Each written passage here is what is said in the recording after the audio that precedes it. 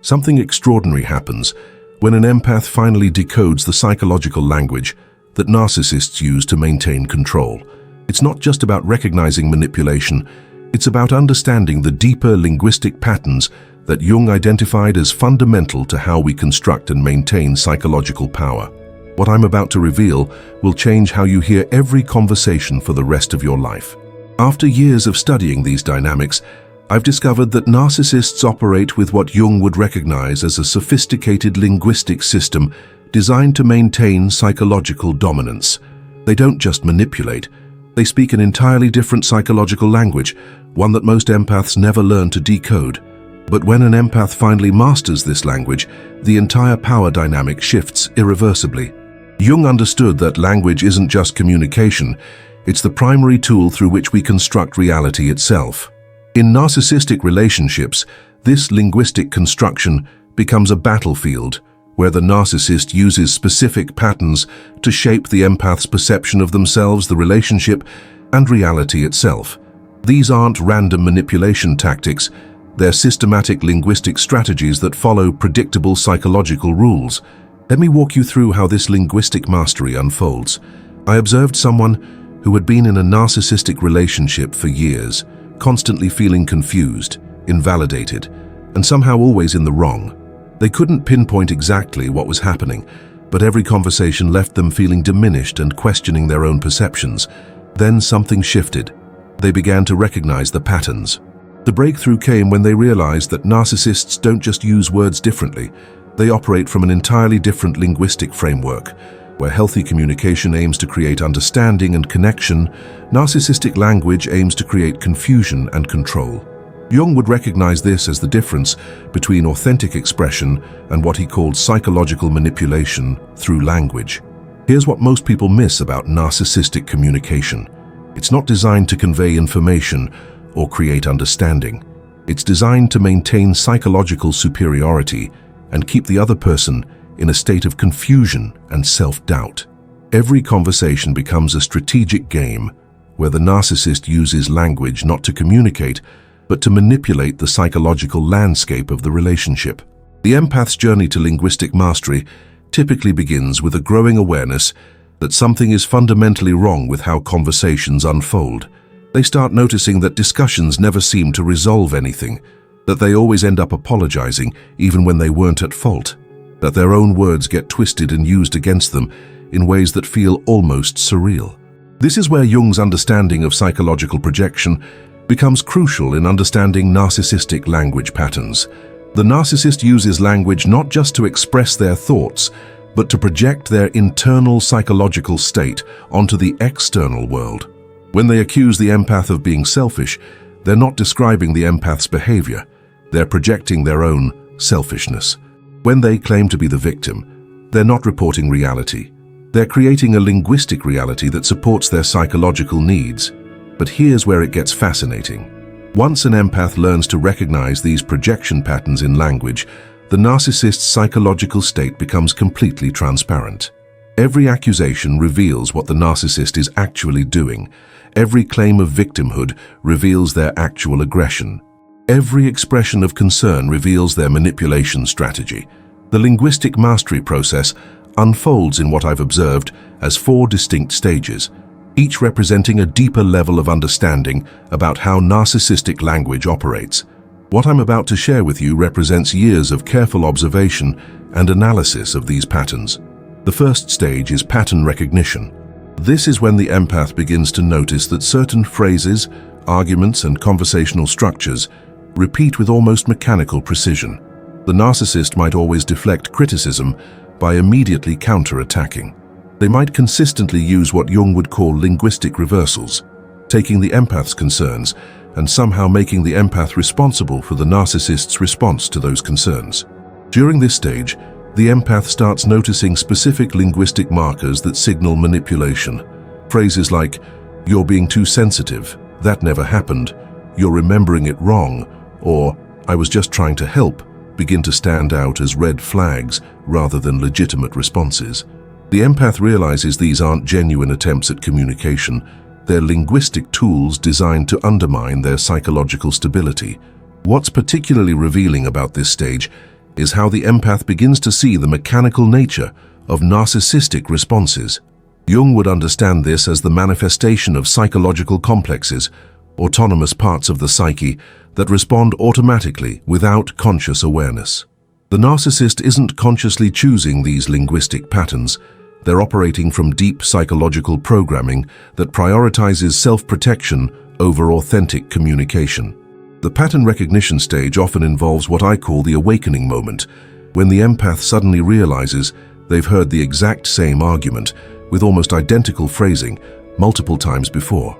It's like recognizing that what seemed like spontaneous emotional reactions are actually scripted responses designed to achieve specific psychological outcomes.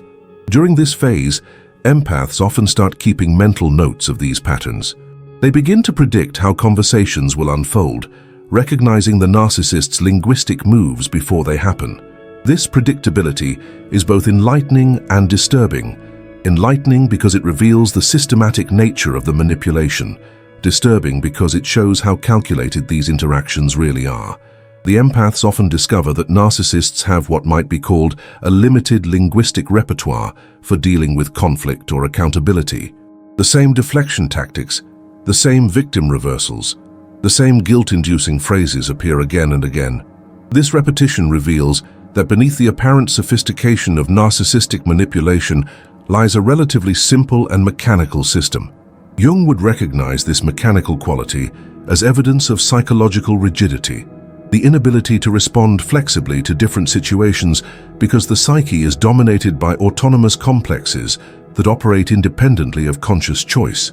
The narcissist doesn't have a wide range of communication strategies because their psychological structure doesn't allow for the kind of flexibility that authentic communication requires. One crucial aspect of pattern recognition involves understanding what I call linguistic timing. Narcissists often deploy specific phrases at strategically calculated moments designed to maximize their psychological impact. They might wait until the empath is feeling vulnerable to launch a particular type of attack, or they might use certain phrases immediately after the empath has achieved something positive to diminish their sense of accomplishment. The empaths begin to notice that narcissistic language patterns often follow what Jung would call archetypal structures, universal patterns of psychological manipulation that appear across cultures and contexts. The victim-rescuer-persecutor triangle, for example, manifests linguistically through specific phrases and conversational structures that shift the narcissist between these different roles, depending on what serves their immediate psychological needs. The second stage is emotional detachment from the language game. Once the empath recognizes the patterns, they begin to develop what Jung might call psychological objectivity toward the narcissist's linguistic manipulations. Instead of getting emotionally triggered by accusations or deflections, they start observing these tactics with almost scientific curiosity. This detachment is psychologically profound because it breaks the emotional hooks that make narcissistic language so effective. When the empath stops taking the bait, stops defending themselves against false accusations, stops trying to prove their worth through logical argument, the narcissist's linguistic strategies begin to fail. I've witnessed this transformation in action, and it's remarkable to observe.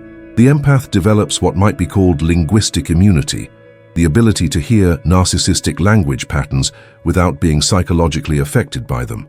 They recognize statements like "you always" or "you never" as linguistic distortions rather than accurate descriptions. They hear guilt-tripping as manipulation rather than legitimate emotional expression. This emotional detachment doesn't mean the empath becomes cold or uncaring. Instead, they develop what Jung would call differentiated consciousness, the ability to separate their own psychological reality from the narcissist's projected reality.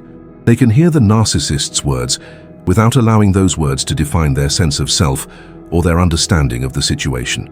The development of emotional detachment often involves a profound shift in how the empath understands their role in conversations. Instead of seeing themselves as responsible for managing the narcissist's emotions or proving their own worth, they begin to see conversations as opportunities to observe psychological dynamics without being consumed by them. This stage can be challenging because it requires the empath to resist their natural tendency to engage empathically with what appears to be emotional distress. They must learn to distinguish between genuine emotional expression and manipulative emotional display. Jung understood this as the development of psychological discernment, the ability to perceive the true nature of psychological phenomena rather than being misled by their surface appearance. Many empaths describe this stage as feeling like they're watching a performance rather than participating in genuine communication. The narcissist's emotional displays begin to seem rehearsed and calculated rather than spontaneous and authentic. This recognition can be both liberating and saddening. Liberating because it frees the empath from the burden of constantly trying to fix or manage these emotions. Saddening because it reveals the absence of genuine emotional connection. The emotional detachment stage often involves what I call the development of psychological boundaries through awareness. The empath learns to create internal space between themselves and the narcissist's linguistic attacks.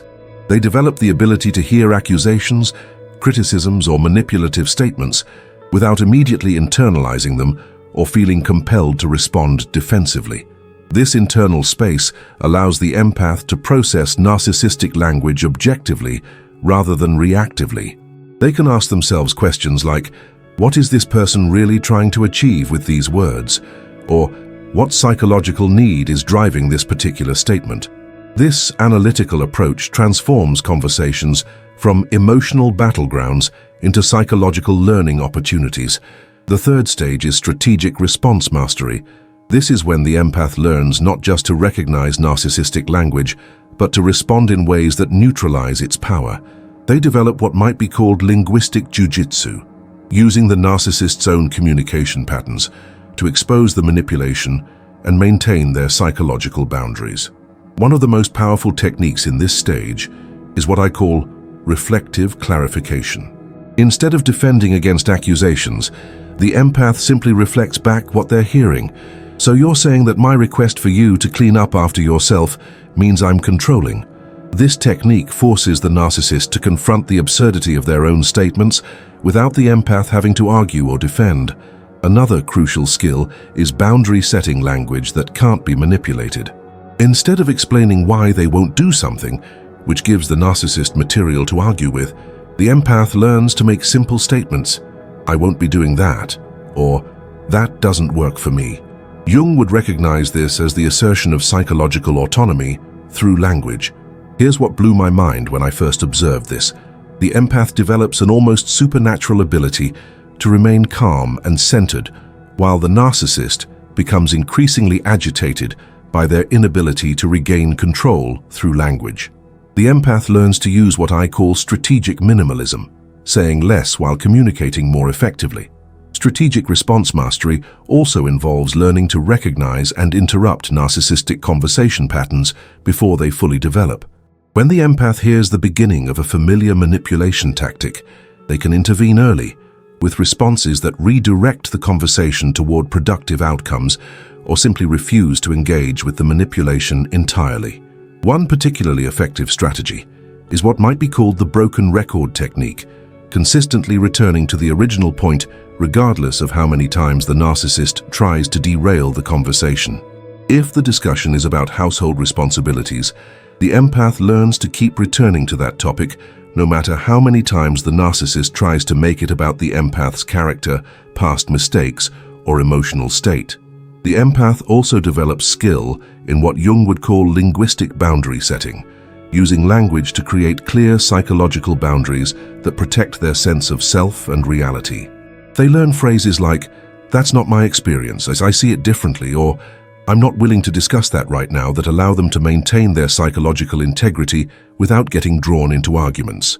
Strategic response mastery often involves learning what I call the art of linguistic redirection. When a narcissist tries to shift blame or change the subject, the empath becomes skilled at redirecting the conversation back to the original issue. They might say something like, "We're not talking about that right now, we're discussing," and then return to the actual topic at hand. Real talk. This is where most narcissists start to panic. Their entire system of control depends on being able to manipulate through language, and when that system stops working, they often escalate to more desperate tactics. But the empath who has mastered strategic responses is prepared for this escalation and can maintain their boundaries even under increased pressure. The strategic response mastery stage often involves learning to recognize what I call escalation triggers, the specific moments when narcissistic individuals realize their usual tactics aren't working and begin to increase the intensity of their manipulation attempts. Being able to predict and prepare for these escalations allows the empath to maintain their composure and continue using effective response strategies. During this stage, empaths often develop what might be called a linguistic toolkit, a collection of proven responses for different types of narcissistic manipulation. They learn specific phrases for dealing with gaslighting, projection, deflection, guilt-tripping, and other common tactics.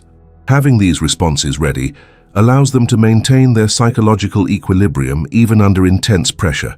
The empath also learns to recognize and respond to what Jung would call linguistic violence, the use of words as weapons designed to inflict psychological harm.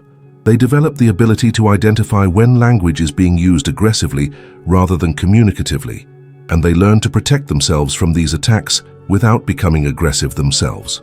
The fourth and final stage is what I call linguistic liberation. This is when the empath not only masters defensive techniques, but begins to use language proactively to create the kind of communication they actually want. They stop participating in the narcissist's linguistic games entirely and start modeling healthy communication patterns. This stage often involves what Jung would call individuation through language. The empath begins expressing their authentic self rather than constantly reacting to the narcissist's manipulations. They make statements about their own experiences, needs, and boundaries without seeking permission or approval. They communicate from a place of psychological wholeness rather than defensive fragmentation. What's particularly powerful about this stage is how it exposes the narcissist's inability to engage in genuine communication. When faced with authentic, non-defensive language, narcissists often become confused and agitated. They don't know how to respond to someone who isn't playing their linguistic games, and their responses become increasingly transparent and desperate. The linguistic liberation stage represents a fundamental shift in the empath's relationship to language itself. They begin to use words as tools for creating connection, expressing truth, and building understanding rather than as weapons for self-defense or tools for managing others' emotions. This shift often extends far beyond their relationship with the narcissist, improving all their communications. During this stage, empaths often discover their own authentic voice, the way they naturally express themselves when they're not constantly adapting to someone else's psychological needs or defensive patterns.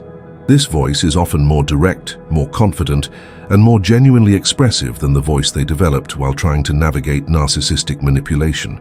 The linguistic liberation stage often involves what I call the development of positive communication leadership.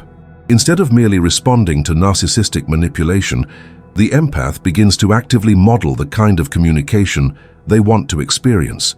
They demonstrate through their own language use what healthy, respectful, authentic communication looks like. This positive modeling often has a powerful effect on the overall dynamic. Other people in the empath's life begin to notice and appreciate this more authentic communication style.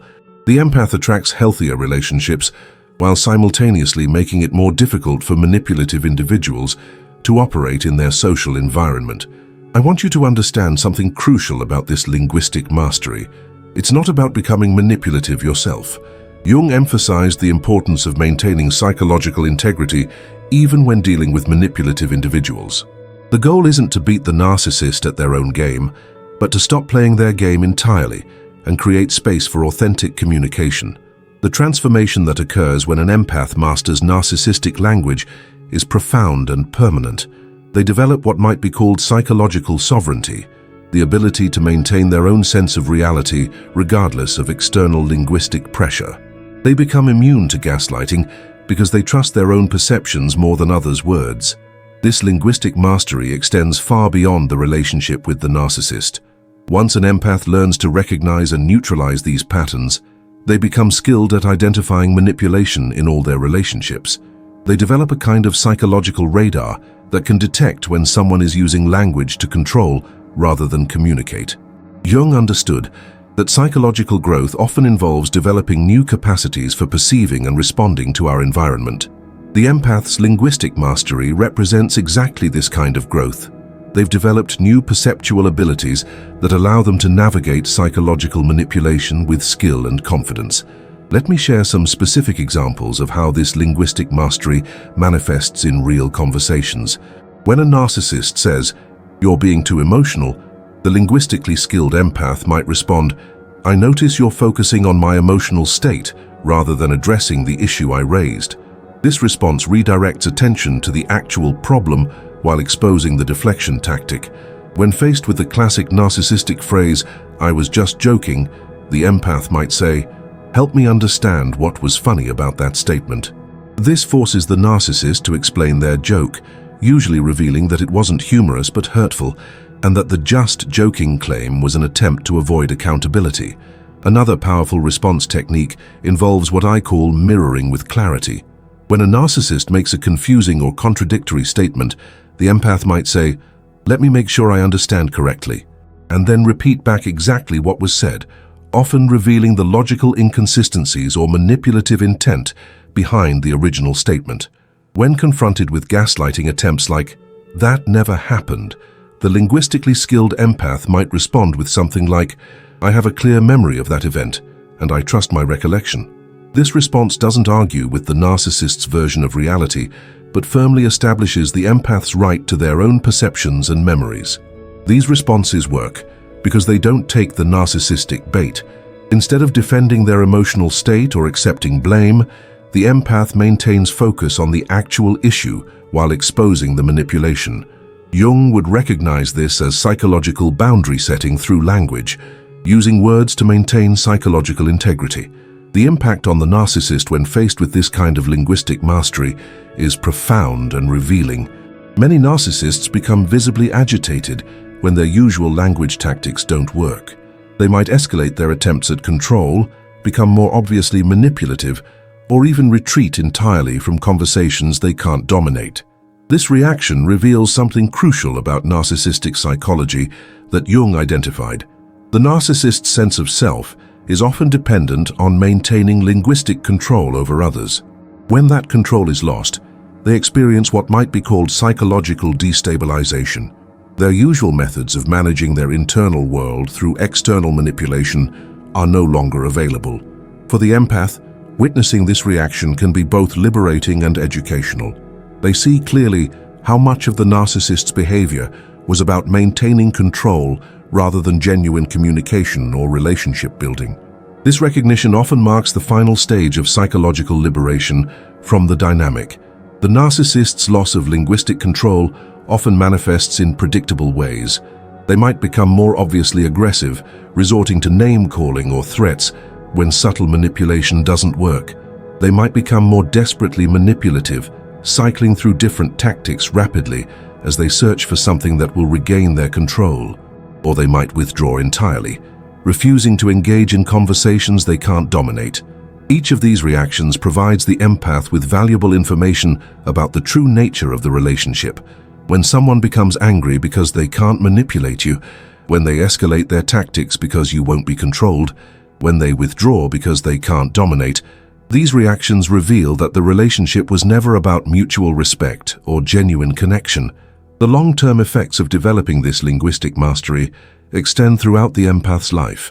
They become more confident in all their communications, more skilled at setting boundaries, and more capable of authentic self-expression. They develop what Jung would call integrated communication, the ability to express themselves honestly while maintaining respect for others. Most importantly, they become immune to the kind of linguistic manipulation that once caused them so much confusion and self-doubt. They develop psychological armor against gaslighting, projection, and other forms of communicative abuse. This protection isn't defensive or closed off. It's grounded in clarity and self-knowledge. The journey to linguistic mastery also involves what Jung called shadow integration for the empath. They often discover that their susceptibility to narcissistic language patterns was rooted in their own psychological wounds, perhaps childhood experiences that taught them to doubt their perceptions or prioritize others' comfort over their own truth. By developing linguistic mastery, empaths often heal these deeper wounds. They learn to trust their own perceptions, value their own experiences, and communicate from a place of strength rather than insecurity. This healing transforms not just their relationship with narcissists, but their relationship with themselves. The development of linguistic mastery often reveals to empaths how much of their previous communication style was shaped by the need to manage others' emotions or avoid conflict. They discover that they had developed what might be called a diminished voice, a way of speaking that minimized their own needs and experiences to avoid triggering others' defensive reactions. As they master narcissistic language patterns, empaths often reclaim their full voice, the ability to express themselves directly, honestly, and confidently without constantly monitoring others' reactions or taking responsibility for others' emotional responses. This voice is often stronger, clearer, and more authentic than they ever imagined possible. Here's what I find most remarkable about this transformation. Once an empath truly masters narcissistic language patterns, the power dynamic becomes permanently altered. The narcissist can no longer rely on confusion, guilt, or fear to maintain control. The empath operates from a place of clarity and confidence that makes manipulation impossible. This doesn't necessarily mean the relationship improves. Often, narcissists cannot tolerate relationships where they don't have linguistic control, and they may choose to end the connection rather than learn healthier communication patterns. But for the empath, this outcome represents freedom rather than loss. The empath who has mastered narcissistic language patterns has essentially graduated from a psychological curriculum they never signed up for. They've developed skills in recognizing manipulation, maintaining boundaries, and authentic communication that will serve them for the rest of their lives. Jung believed that our greatest psychological challenges often become our greatest sources of strength and wisdom. The empath's journey through narcissistic manipulation to linguistic mastery represents exactly this kind of transformation, turning a source of pain into a source of power and insight. The mastery of narcissistic language patterns also provides empaths with a unique form of psychological protection that extends to all their relationships. They become skilled at detecting early warning signs of manipulative communication, allowing them to address problems before they become entrenched patterns or to choose not to engage with manipulative individuals entirely. This protective skill doesn't make empaths cynical or closed off. Instead, it allows them to engage more fully and authentically with people who demonstrate genuine respect and healthy communication patterns. They can invest their emotional energy in relationships that are truly reciprocal and growth-oriented rather than depleting and manipulative. For those currently in the process of developing this mastery, remember that it's a journey, not a destination. Each conversation becomes an opportunity to practice these skills, to maintain your psychological boundaries, and to model the kind of authentic communication you want to experience in your relationships. The process of learning narcissistic language patterns often involves what might be called linguistic archaeology, digging through past conversations and interactions to identify patterns that were previously invisible. Empaths often have sudden moments of clarity where they recognize manipulation tactics that had been used against them for years without their conscious awareness. These moments of recognition can be both empowering and painful. Empowering because they provide clarity about what was really happening in confusing interactions. Painful because they reveal the extent to which the empath's reality had been systematically distorted through linguistic manipulation. The development of linguistic mastery also involves learning to recognize what I call linguistic camouflage, the way narcissists disguise manipulative statements as caring, helpful, or loving communication. Phrases like, "I'm just trying to help you," "I'm worried about you," or "I only want what's best for you" often mask attempts to control or manipulate. The linguistically skilled empath learns to look beyond the surface meaning of such statements to identify their true psychological function. They ask themselves, what is this person actually trying to achieve with these words, rather than accepting the stated intention at face value. The narcissist's language may have once confused and controlled you, but with understanding and practice, it becomes transparent and powerless. You develop the ability to see through their words to their psychological strategies, and more importantly, you develop the skills to maintain your own psychological integrity regardless of external pressure. This linguistic mastery represents more than just protection from manipulation. It represents the development of psychological sovereignty, the ability to maintain your own sense of reality and self-worth, independent of others' attempts to define or control you. It's a form of psychological freedom that, once achieved, can never be taken away. The game isn't just over for the narcissist's manipulation tactics. It's the beginning of a new game where authentic communication, mutual respect, and psychological integrity become the rules. And in this new game, everyone has the opportunity to win through honest, respectful, and genuine connection. Your voice matters. Your perceptions are valid. Your boundaries deserve respect. And now you have the linguistic tools to ensure that these truths are honored in all your communications. The empath who learns the narcissist's language doesn't just survive the manipulation, they transcend it entirely, creating space for the kind of authentic relationships that nourish the soul rather than diminish it. The ultimate victory isn't in beating the narcissist at their own game, it's in refusing to play that game at all and creating space for something infinitely better, genuine human connection based on truth, respect, and mutual psychological well-being. When you master their language, you don't just escape their control, you transform into someone who can never be controlled again. You've just completed a psychological transformation that most people never experience in their lifetime. Right now, you possess knowledge that can protect you from manipulation forever. This isn't just information. It's psychological armor that changes everything about how you navigate relationships. The empath who finally decoded narcissistic language patterns deserves recognition for their incredible strength and growth. Drop a comment below with this powerful affirmation: I trust my voice and my reality. When you write these words, you're not just commenting. You're declaring your psychological independence to the world. Others who read your comment will feel inspired by your courage to claim your authentic voice. Your words become a beacon for empaths everywhere who are still finding their way to linguistic mastery. Hitting that like button and subscribing tells me you're committed to your psychological growth journey. You're part of an exclusive community that refuses to accept surface-level psychology content. While others consume mindless entertainment, you're here developing real skills that transform your life. Every like sends a signal that deep psychological insights matter to you. Your subscription ensures you'll never miss the advanced strategies that separate you from people who remain trapped in toxic dynamics. You've invested this much time in mastering narcissistic language. Now make sure you continue receiving the psychological tools that keep you ahead of manipulation. What I'm preparing for you next will take your psychological mastery to an entirely new level.